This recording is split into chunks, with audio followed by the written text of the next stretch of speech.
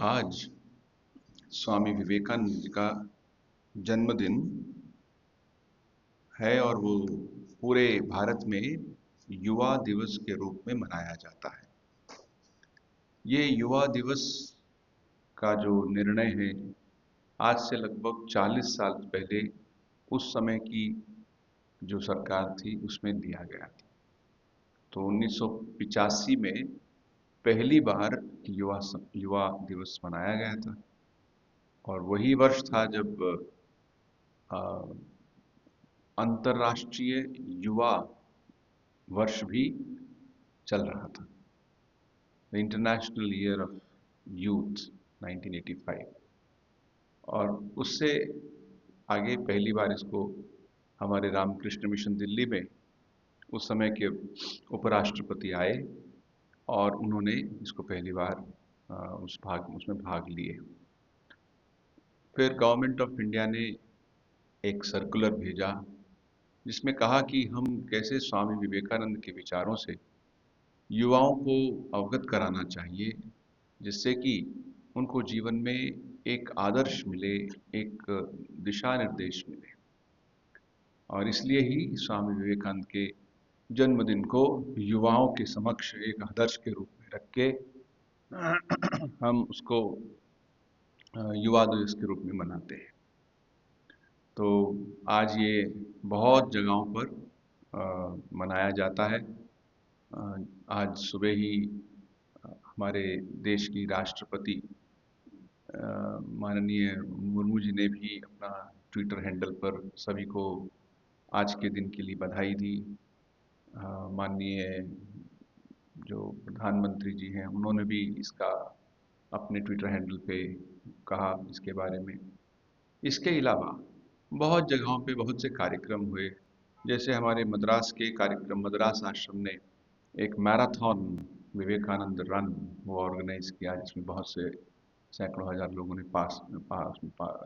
Participate किया। और ऐसे ही एक हुआ कलकत्ता में Swami Vivekananda and the spirit of startup, इस नाम पर एक सेमिनार, पूरे दिन का वेबिनार चला। IIT BHU में कल एक कार्यक्रम हुआ था। आज शाम को IIT कानपुर में एक ऑनलाइन टॉक होगी। ऐसे विभिन्न स्थानों पर IIT मद्रास में है या फिर रामकृष्ण मिशन के विभिन्न केंद्रों में है। इसके अलावा जो स्वामी विवेकानंद जी का जन्म स्थान कलकत्ता में, आप जानते होंगे वह जन्म स्थान अभी वो आज से लगभग 15 साल पहले उसका या नवीनीकरण करके, उसके पीछे एक बड़ी लंबी कहानी है। उसे रामकृष्ण मिशन के वरिष्ठ सन्यासियों के द्वारा ये जो कार्य चला लगभग 10 साल, उसको नवीनीकरण करके, उसके मरम्मत करके उसका जो उद्घाटन किया, उसके लिए श्री अब्दुल कलाम जी आए, उन्होंने उसको उद्घाटन किया। उसका अभी वहाँ म्यूज़ियम भी है और हर रोज़ बहुत लोग वहाँ जाते हैं उसको देखने के लिए। तो वहाँ भी उस मकान में, उस बड़े एक ऑलमोस्ट मकान ऐसे ही है जैसे लगभग हमारा ये जो आश्रम है इसका आधा हो, इतना बड़ा। तो इतने बड़े एरिया में वो फैला हुआ है। तो उसका जाते हैं लोग और आज वहाँ पे कार्यक्रम हुआ। जो सुबह की वीडियो देखी तो वहाँ पे कुछ हज़ार बच्चे थे, बैंड था और माल्यार्पण था इत्यादि। तो ऐसे सब जगहों पे कुछ ना कुछ कार्यक्रम होते हैं, चाहे वो इस प्रकार से पब्लिक में हो या फिर प्राइवेट सेलिब्रेशंस हो या ऑनलाइन कार्यक्रम हो। कारण क्या है? हम क्यों स्वामी विवेकानंद को युवाओं का एक आदर्श मानते हैं? पहली बात तो ये कि स्वामी जी के विचारों में हम एक बात बार बार पढ़ते हैं, वो युवाओं से विशेष प्रेम करते थे। उनका तो प्रेम था, सार्वभौमिक था, सभी के लिए था, यूनिवर्सल था। लेकिन युवाओं के लिए क्यों विशेष प्रेम? क्या कारण है? उसके लिए वो स्वयं बताते हैं। कहते हैं कि जैसे कोई कुछ चीज़ बनानी हो तो उस बनाने की एक फॉर्मेटिव पीरियड होती है। हाँ, अब ये बन रही है, इसमें कुछ डिसीजन लेने से उसमें पूरा का पूरा परिवर्तन आ सकता है। मान लीजिए आप मिट्टी का एक घड़ा बना रहे हैं। अब घड़ा बन गया तो उसके ऊपर पेंट करके उसको आग में मिट्टी में करके फिर अपने उसको यूज़ कर सकते हैं। लेकिन जब बन रहा था, कहीं से मान लो टूटा हो तो उसको रिपेयर करके, या पूरा ही टूट गया तो उसको फिर दोबारा बना सकते हैं।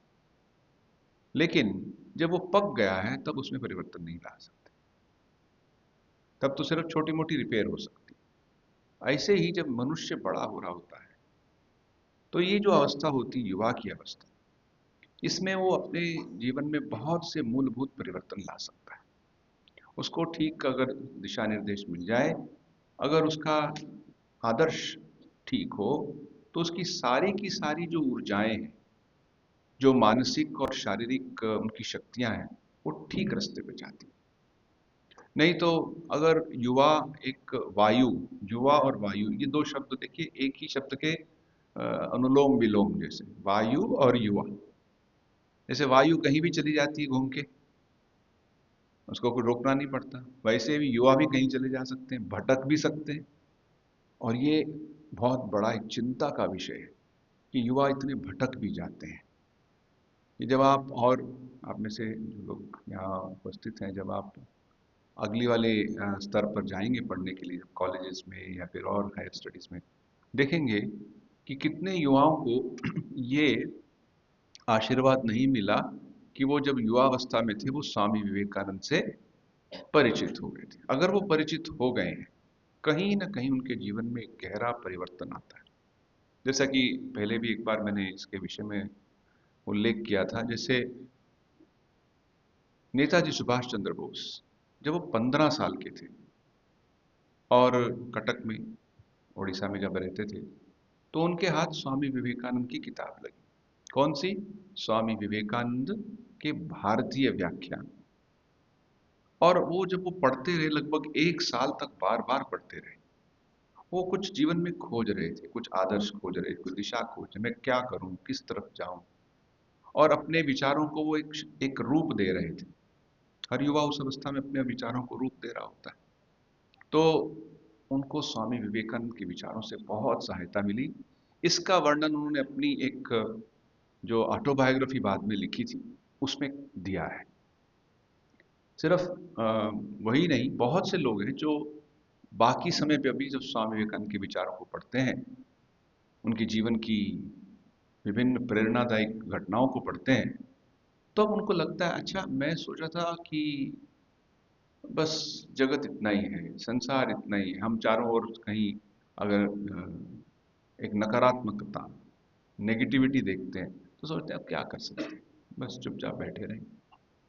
लेकिन स्वामी विवेकानंद के जीवन में पाते हैं कि वो उस जमाने में जब भारत अंग्रेजों का गुलाम था, उस जमाने में उन्होंने इतना सकारात्मक और इतना ऊर्जा से भरा हुआ हमारे समक्ष एक आदर्श रखा।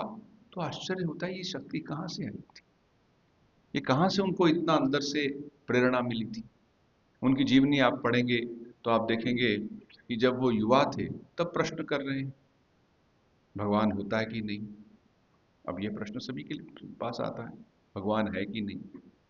लेकिन स्वामी विवेकानंद के जीवन की सुंदरता ये है कि वो धीरे धीरे उनके पास श्री रामकृष्ण देव तक पहुंचने का रास्ता खुल जाता है। और जब उनसे मिलते हैं, उनसे पूछते हैं महाशय कि आपने भगवान को देखा है, और श्री रामकृष्ण झट से उत्तर देते हैं हाँ देखा है। इतना ही नहीं, मैं उनको ऐसे ही देखता हूं जैसे तुमको देख रहा हूं, और भी स्पष्टतर। सभी देख सकते हैं लेकिन कौन चाहता है भगवान को। तो इस प्रकार से स्वामी विवेकानंद के जीवन में एक परिवर्तन आता है जब वो श्री रामकृष्ण देव से मिलते हैं। और आगे अगर देखें तो वो बड़े गहरे चिंतक थे। बचपन से वो बहुत पढ़ते थे, उनका मन भी यद्यपि छोटी छोटी घटनाएं हैं, उनका मन भी बहुत दूसरों के लिए अनुभव करता था। जैसे जब वो छोटे बच्चे थे तो कैसे, आपने ये सुनी होगी घटना की, एक सेलर पास में से गुजर रहा था, वो अंग्रेज आदमी था, और ये सब बच्चे थे बहुत ही कम उम्र के, और ये एक खंभा खड़ा करने का प्रयास कर रहे थे खेलने के लिए। तो उन्होंने उनकी सहायता मांगी, और जब वो आया उसने सहायता की, लेकिन बीच में ही वो फिसल गया वो खंबा और उसके ऊपर जा गिरा और उससे वो आहत हुआ। तो बाकी बच्चे भाग गए डर से, अब क्या होगा, लेकिन वो डटे रहे। छोटे बच्चे होते हुए गए, उसकी किसी और की सहायता से खंबा उठाया, फिर उसकी मरहम पट्टी की, सेवा शुश्रूषा की और कुछ दिन तक रखा। ये नहीं कि आप चले जाओ यहाँ से, रखा और उनको खाना वाना दे के सब स्वस्थ किया। फिर बाद में थोड़ा सा पैसा बांध के कहीं से कलेक्ट किया उन्होंने, उसको जाने के लिए कहा। तो इस प्रकार की छोटी सी बहुत सी घटनाएं जो उनके अंदर से, जो उनका एक महान संत होने का, संत अर्थात जो दूसरों के लिए अनुभव करे। संत हृदय नवनीत समाना, ये तुलसीदास जी कहते हैं। नवनीत मतलब मक्खन। जैसे गर्मी होते है तो मक्खन पिघल जाता है, वैसे ही दूसरों का दुख देख के अगर हमारा मन पिघलता है तो हमने कोई भी वस्त्र धारण किए हो, हमने कोई भी हमारा नाम हो, हम अंदर से संत हैं जो दूसरों के लिए अनुभव कर सकते हैं, उनकी पीड़ा को दूर करने का प्रयास करते हैं। ये नहीं कि उसका मजाक उड़ा दिया या उपेक्षा करके चले जाए, मुझे इससे क्या लेना देना। नहीं, मैं रुकता हूँ, उनके लिए कुछ करता हूँ, क्या कर सकता हूँ, मेरी सामर्थ्य के अनुसार मैं क्या कर सकता हूँ, वो करता है। और ये स्वामी विवेकानंद का जो गुण था, सिर्फ बचपन में नहीं, सारे जीवन उसके बृहत्तर प्रकाश होते गए। जब वो, आप जानते हैं, जब वो अमेरिका जा रहे थे, और अमेरिका में जाने के लिए उस समय तो हवाई जहाज होते नहीं थे, तो वो जा रहे थे शिप से, जहाज से, पानी वाले जहाज से। तो वहाँ पे उनका मिलना हुआ जमशेदजी टाटा जी से, और उस समय दोनों में जो वार्तालाप हुआ, उस वार्तालाप में उन्होंने ये बात कही, स्वामी जी ने कहा कि आप जा रहे हैं, आपको कुछ वहाँ से कुछ लाना है, या बोले हाँ मुझे वहाँ से बहुत सा, मैं तब भारत में मैच स्टिक्स मतलब दिया सलाई नहीं बनती थी, बोले मैं वहाँ से वो लेके आई हूँ। तो स्वामी जी ने कहा ठीक है, आप कैसे दिया सलाई बनाते हैं ये टेक्नोलॉजी भी तो ला सकते हैं, सोच। और उन्होंने कहा कि हमें भारत में साइंटिफिक रिसर्च के लिए संस्थान खोलने चाहिए। उस समय भारत में कोई साइंटिफिक रिसर्च के संस्थान नहीं थे, सिर्फ एक कॉलेज था, शिवपुर कॉलेज, जो बंगाल में था, इंजीनियरिंग कॉलेज। उसका भी पर्पस कुछ और ही था, लेकिन वैसे भारत में कोई इस प्रकार से ज़्यादा कोई, आजकल तो कम से कम 100-200 रिसर्च इंस्टीट्यूट भारत में है। लेकिन वो जो आइडिया था, उससे स्वामी जी के से प्रेरणा पाकर बाद में जमशेदजी टाटा जी ने, आज जिसे हम इंडियन इंस्टीट्यूट ऑफ साइंसेस कहते हैं, उसका प्रारंभ बेंगलोर में किया। उसकी भी एक बहुत लंबी एक कहानी है जो सच में बड़ी ही प्रेरणादायक है, कि कैसे स्वामी जी की प्रेरणा से वो शुरू हुआ, और फिर कैसे उसमें स्वामी जी की कुछ अमेरिकन शिष्या, जैसे मार्गरेट नोबल या सिस्टर निवेदिता या सिस्टर क्रिस्टाइन या मिसेस बुल, उन्होंने सब मिलके कितनी सहायता की। स्वामी जी का काम है और ये हम करेंगे, ये एक देशभक्ति उनमें हम देखते हैं। तो इस प्रकार स्वामी जी के जीवन की घटनाओं को आप देखेंगे तो वो एक आत्मविश्वास से भरे हुए थे। उनके सब कार्यों में एक, कोई किसी प्रकार की नकारात्मकता, अपने आप को छोटा समझना, ऐसा नहीं था। स्वामी जी के व्यक्तित्व की बात करें तो एक तो हम पाएंगे कि उनमें, ये सिस्टर निवेदिता कहती है कि एक तो हम उनमें पाएंगे, उनमें तीन चीजें कहते हैं उनके उस संदेश में है। पहला, कि उन्होंने जो अपने गुरुदेव से सीखा, अर्थात श्री रामकृष्ण देव से सीखा, उसका प्रकाश, उसकी अभिव्यक्ति उनके उपदेशों में पाई जाती है। और रामकृष्ण देव ने क्या उनको सिखाया? उनको सिखाया कि कैसे व्यक्ति पहले ईमानदार हो, we should be sincere to your self. पहली बात ये, हम बहाने बनाते हैं, दूसरों पर अपना मढ़ देते हैं, नहीं इसने, इसके कारण मैं नहीं कर पा रहा, इसके कारण मैं प्रगति नहीं हो रही, इसके कारण से आजकल आप कुछ और चीज़ें भी खोज सकते हैं, कोई व्यक्ति ना खोज करके किसी सिस्टम को भी ब्लेम कर सकते हैं। कह सकते हैं अरे ये मोबाइल है, इसके कारण ही तो मैं नहीं कुछ कर, छोड़ दो। किसने पकड़ा है? तुमने ही तो पकड़ा है। कितने प्रकार की इस तरह से कारण होते हैं। तो इन कारणों से पहले हमें ये स्टेप स्वामी विवेकानंद के जीवन में पाते हैं कि श्री रामकृष्ण देव ने उन्हें सिखाया, बी सिंसियर टू योरसेल्फ। उन्होंने कहा मन मुख एक करो, अंदर कुछ हो बाहर कुछ हो ऐसा नहीं। जो अंदर है वही बाहर है, जो दिखाई दे रहा है वही अंदर है। अंदर क्या है? अंदर आप ये चाहते हैं, और बाहर क्या है? वही दिखाई दे रहा है, यही चाह रहा है। उसमें बहानेबाजी नहीं है, उसमें दूसरों को कोई दोषारोपण नहीं हो रहा। तो श्री रामकृष्ण देव के उपदेशों को स्वामी विवेकानंद ने एक बड़े ही अद्भुत तरीके से आत्मसात किया और उसकी अभिव्यक्ति की।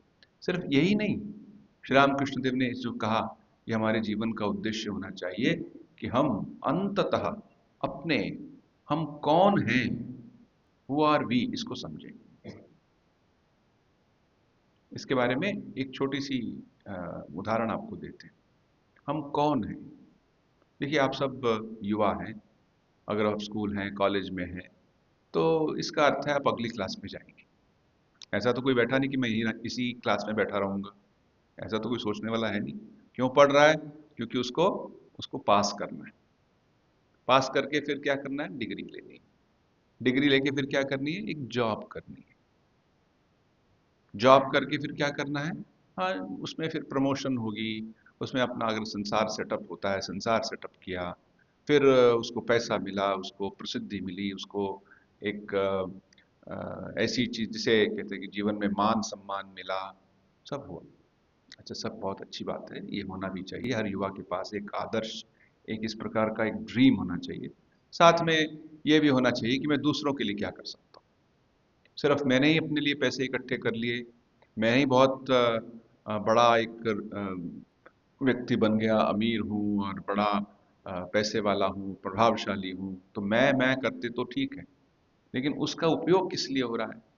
आज भारत में आपको जान के हैरानी होगी, जिनको हम करोड़पति कहते हैं, उनकी संख्या बहुत बढ़ गई। करोड़पतियों की संख्या भारत में बहुत बढ़ गई। अभी कुछ दिन पहले ही डेटा आए थे। लेकिन क्या उसी मात्रा में, उसी अनुपात में, क्या मन में शांति भी बढ़ी है? ये एक प्रश्न करना है। क्या उससे हमने जीवन के उद्देश्य को समझा है कि नहीं समझा? सिर्फ एक भोग विलास का जीवन जीना, ये भारतीयों का आदर्श तो कदापि नहीं हो सकता। तो स्वामी विवेकानंद ने कहा कि पहले तो अपने जीवन का उद्देश्य आध्यात्मिक है, सिर्फ जड़वादी नहीं है, ये समझ लो। और बहुत से लोग इसको समझ पाते हैं, ये भी एक बड़ी प्रसन्नता का विषय, धीरे धीरे समझ पाते हैं। तो इसके लिए एक उदाहरण ये दिया जाता है कि आप जा रहे हैं कहीं पे, रास्ते में कहीं रुके। अब कहीं रुके तो आपने अपना कार्य पूर्ण किया, तो फिर वहीं थोड़ी रुक गए, फिर आगे बढ़े। तो हम जो भी ये कुछ प्राप्त करते हैं जीवन में, ये कुछ देर के लिए प्राप्त करते हैं, फिर आगे बढ़ना है, आगे बढ़ना है। कहाँ तक जाना है? कि हम कौन हैं, हु आर वी, उसको समझें। तो प्रश्न आ सकता है, हम कौन हैं? स्वामी विवेकानंद ने कहा, हर मनुष्य एक अव्यक्त चैतन्य है। अव्यक्त मतलब नॉट एक्सप्रेस्ड। चैतन्य मतलब उसके अंदर एक कॉन्शियसनेस, उसके अंदर एक शक्ति है। ये मनुष्य के अंदर की पहली एक बात है। तो ये उन्होंने श्री रामकृष्ण देव से सीखा। श्री रामकृष्ण देव से ये भी सीखा कि हमें बहुत ही अ, आदर सम्मान से दूसरों की सेवा भी करनी चाहिए। ये एक बहुत बड़ी बात उन्होंने रामकृष्ण देव से सीखी। अच्छा, आपको अगर पूजा करनी है, मान लीजिए आपको राम जी का मंदिर बनाना है, तो आपको गए आप जयपुर में, वहाँ पे संगमरमर खरीदा, अच्छा संगमरमर, मकराना का खरीदा शायद, और फिर वहाँ पे मूर्तिकार को कहा कि इसको राम जी का रूप दे दो। तो उसने फिर मूर्ति का रूप दिया, आप ले आए और यथाविधि आपने मंदिर में उसको स्थापित किया, छोटी बड़ी जैसी भी आपकी मूर्ति थी, और उसी के अनुसार फिर उसकी प्राण प्रतिष्ठा की, पूजा की, बड़े ही आदर से। बहुत अच्छी बात है। लेकिन श्री रामकृष्ण देव कहते थे, अच्छा, इस प्रकार की मूर्ति का पूजन करना तो बहुत अच्छा है, लेकिन एक और मूर्ति है, वो ऑलरेडी अवेलेबल है, वो क्या है? मनुष्य रूपिया। ये जो मनुष्य हैं, लोग हैं, इनकी इसके अंदर भी तो भगवान बैठे हैं। इनकी पूजा, अच्छा इनकी पूजा सिर्फ आरती नहीं, इनकी आवश्यकताओं की पूर्ति। इनकी आवश्यकताओं की पूर्ति ही इनकी पूजा है। चाहे वो शारीरिक हो चीज़ें, या फिर उनके वस्त्र है, या खाना है, मेडिसिन है, घर है, ये जिसको बेसिक नीड्स कहते हैं, या फिर उनकी शिक्षा की व्यवस्था, उनके कैरियर की व्यवस्था करना, उनको और आगे बढ़ाना, जैसे कुछ लोग कर रहे हैं। पटना में स्थित एक संस्था है जिसका नाम है डेक्सटेरिटी इंटरनेशनल। उसके जो फाउंडर हैं, वो आश्रम के भक्त हैं। उनका नाम शरद विवेक सागर है। तो वो क्या करते हैं, युवाओं को कैसे इंटरनेशनल प्लेटफॉर्म पे जाके वो अपना कॉम्पिटिशन्स कर सकें, और उनको स्कॉलरशिप वहाँ से प्राप्त हो। अभी तक आपको आश्चर्य होगा, उन्होंने कितनी स्कॉलरशिप, लगभग 200 करोड़ रुपए तक की स्कॉलरशिप का वो आयोजन कर पाए हैं। और वो बच्चे अमेरिका में, यूरोप में, भारत में, विभिन्न स्थानों पर अब अच्छे स्थानों पे अपना कार्य कर रहे हैं। तो ये भी एक सेवा है। सेवा का सिर्फ झाड़ू लगाना नहीं होता, झाड़ू लगाना भी सेवा होती है। बड़े प्यार और श्रद्धा से करेंगे, लेकिन इस स्तर पर भी हमें सेवा करनी चाहिए। ऐसे ही श्री रामकृष्ण देव के और बहुत से उपदेश हैं जो स्वामी विवेकानंद के विचारों में हम पाते हैं। दूसरी बात जो स्वामी जी के बारे में हम पाते हैं, और वो युवाओं के लिए बड़ी आवश्यक है, कि स्वामी जी ने हमारे जो धर्म ग्रंथ हैं उनका एक बड़ा गहन अध्ययन किया था। अब देखिए, बहुत से युवा तो जानते ही नहीं हमारे धर्म ग्रंथ हैं कौन से। अगर किसी को कहें, अच्छा बताओ वह दर्शन शास्त्र जिस पर पूरा सनातन धर्म, हिंदू धर्म, भारतीय परंपरा अपने आप को खड़ी है, उसका नाम बताओ। तो वो इधर उधर देखेगा, उसके पास अगर मोबाइल होगा तो गूगल से पूछेगा। लेकिन है क्या वो? बोले वो उपनिषद है, जिसको हम वेदांत भी कहते हैं। स्वामी विवेकानंद ने वेदांत का इतना गहन अध्ययन किया था। उन्हें तो मूर्तिमान, स्वामी विवेकानंद को मूर्तिमान वेदांत कहा जाता है। वेदांत में क्या है? वेदांत में हम अपने स्वरूप, अपने आप को, हम कौन हैं, व्हाट वी रियली आर, उसका एक ऐसा एक विवरण है, ऐसी गहराई से चिंतन है कि आज तक वेदांत की बातों को कोई काट नहीं सका, और ना ही काट पाएगा। वो क्या कहते हैं कि मैन इज एसेंशियली डिवाइन, हर व्यक्ति मूलतः दिव्य है। जब स्वामी विवेकानंद शिकागो में गए और उन्होंने अपना भाषण वहां दिया, तो उन्होंने एक बात कही थी। उन्होंने उसको अंग्रेजी में कहा, मूलतः वो वेदांत की बात है, श्वेताश्वतर उपनिषद से आती है। शृण्वन्तु विश्वे अमृतस्य पुत्राः, आये धामानि विश्वानि तस्तुः, वेदाहमेतं पुरुषं महान्तं, आदित्यवर्णः तमसः परस्तात्, तमेव विदित्वाति मृत्युमेति, नान्यः पंथा विद्यते अयनाय। अर्थात, हे अमृत के पुत्रों, ये उपनिषदों की बात है। और स्वामी विवेकानंद इसको बहुत पसंद किए थे।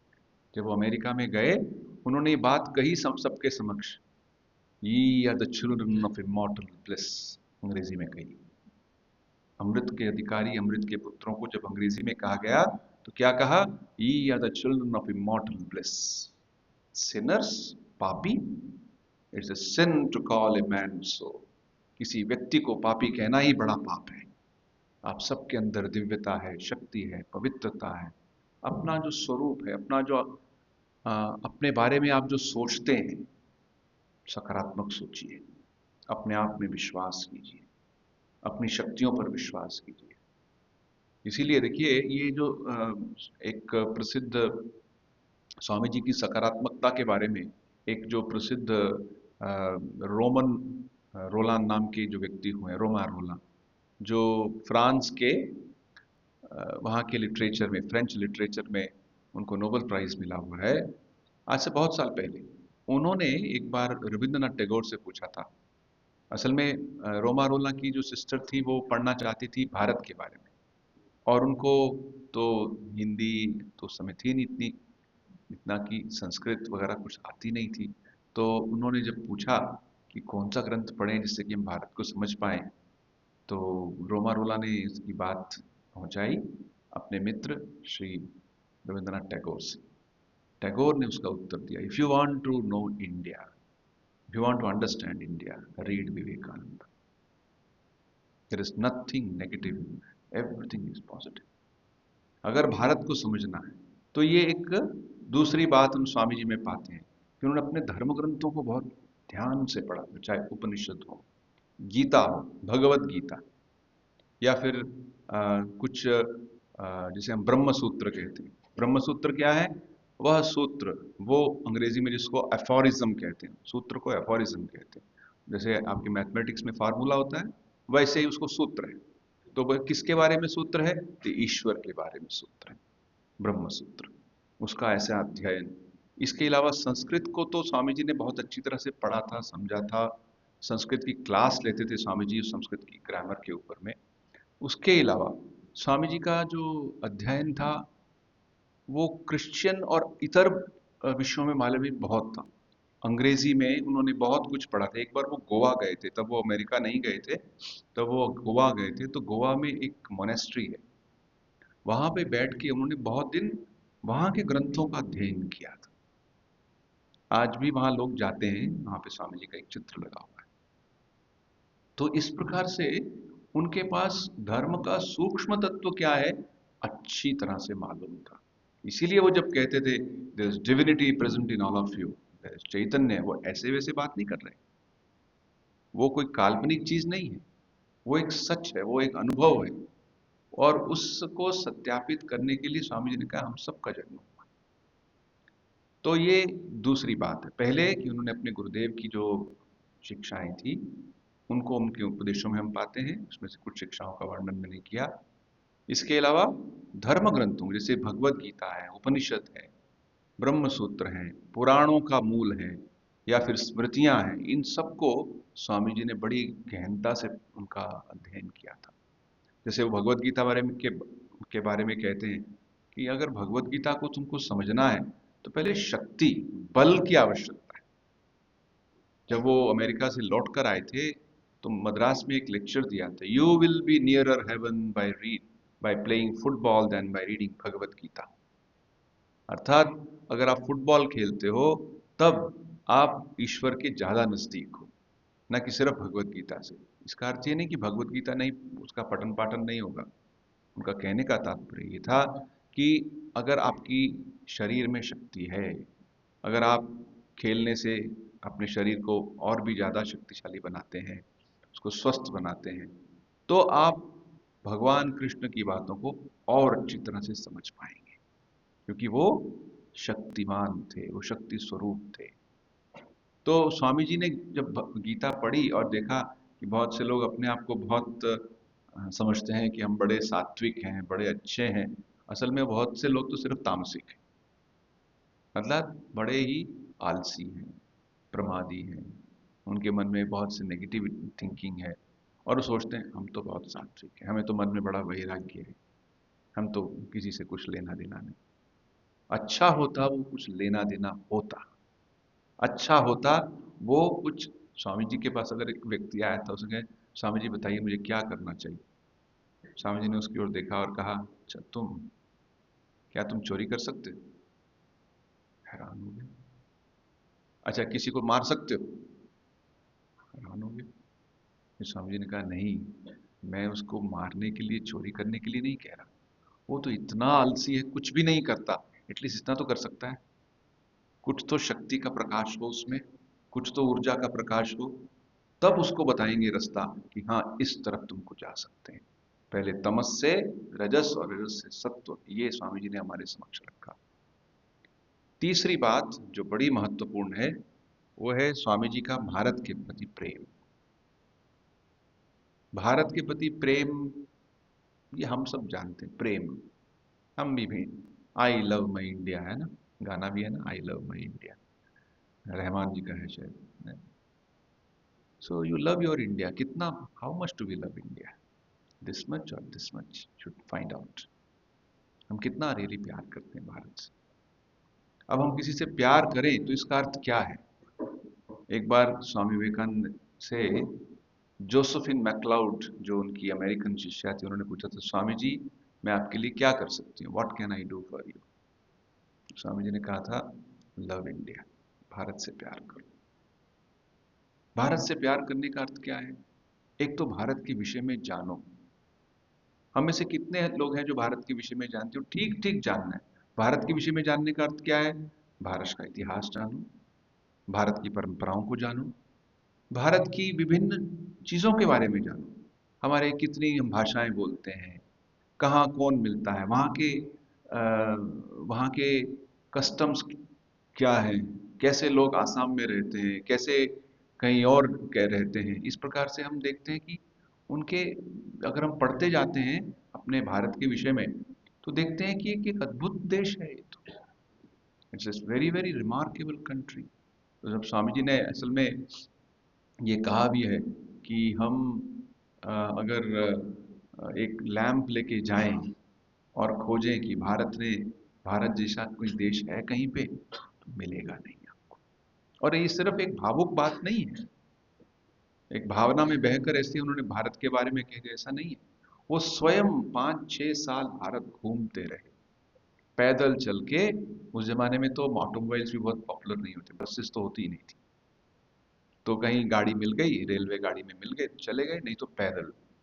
और भारत में यहाँ वहाँ जहाँ, यहाँ से कलकत्ता से काशी, काशी से फिर मथुरा, फिर दिल्ली, फिर पहाड़ों में, फिर वापस आके गुजरात, राजस्थान, गुजरात, फिर महाराष्ट्र, फिर दक्षिण भारत में, फिर कन्याकुमारी। कितना स्वामी जी ने जो ट्रैवल किया, तो भारत को अच्छी तरह से समझते थे।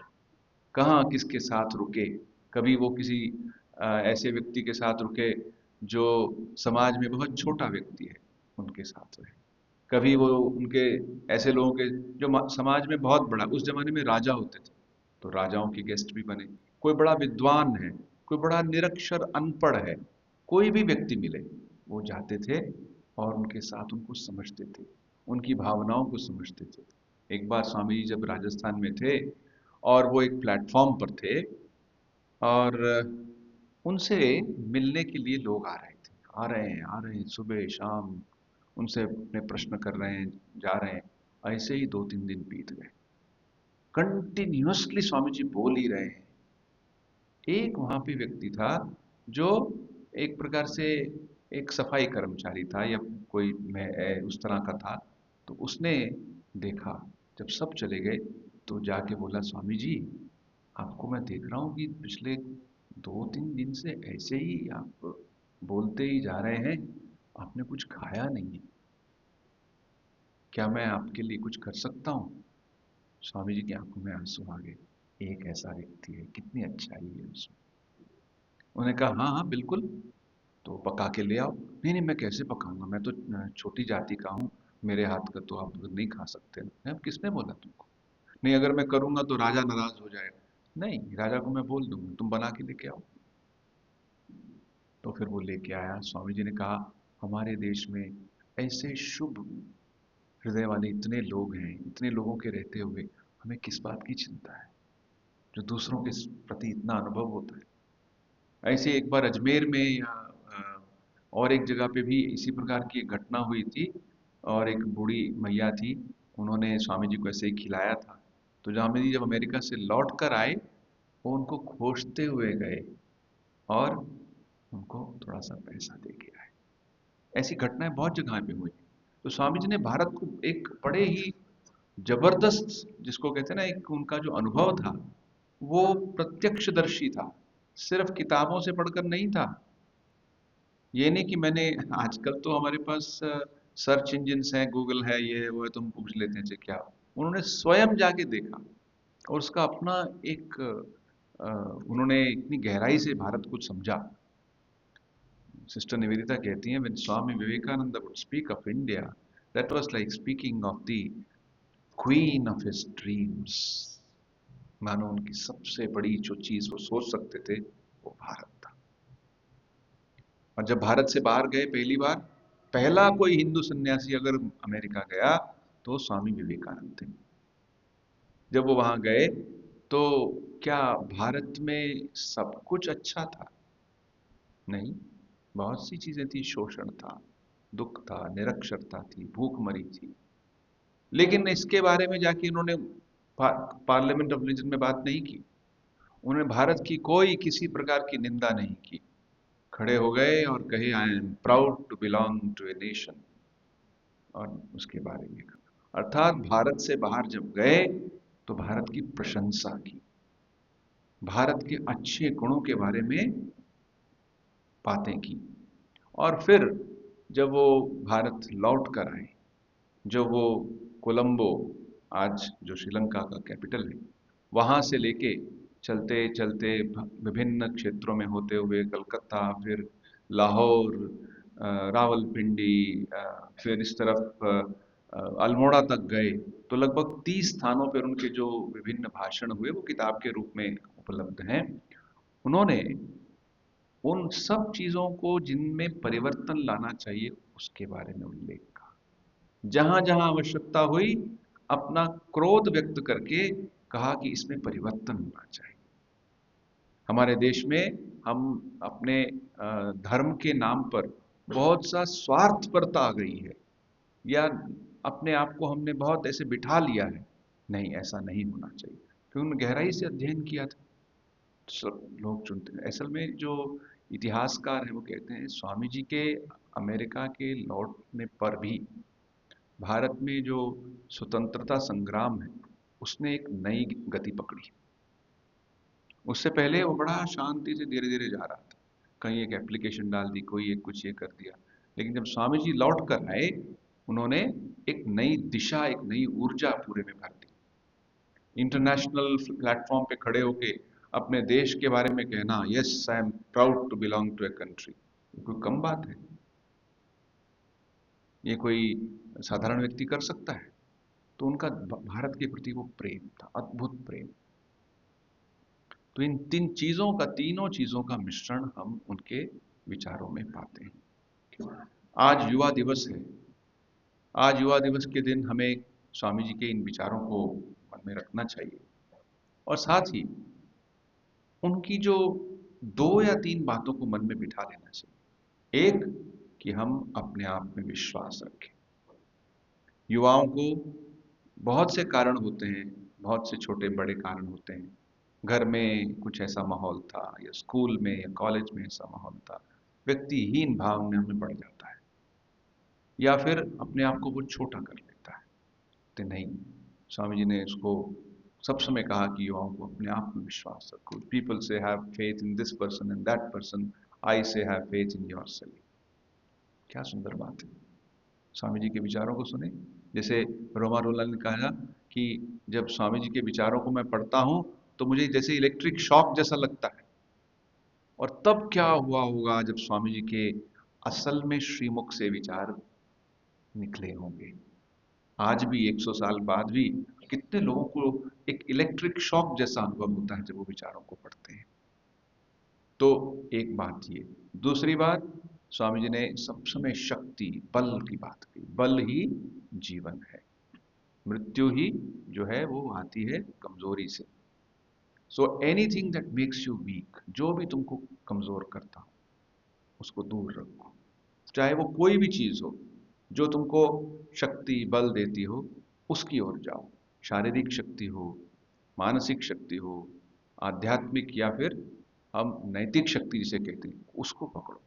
सब समय स्थितियां सब समय अनुकूल नहीं होती।